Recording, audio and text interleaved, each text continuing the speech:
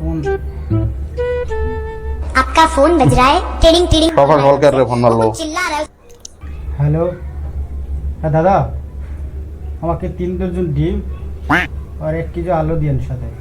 হেই তুই আমারে চিনস নাকি? তুই আমাকে আন্ডার ব্যাপার বলে ভাবছত নাকি? मेरा मुंह से निकल गई क्या बताऊं তাই নাকি? তাহলে আপনি কি শুধু আলু দিবেন? হেই বেটা, আমি আলু বিক্রি করি না। আচ্ছা, তাহলে শুধু আপনি কথা বিক্রি করেন? কি বললেন?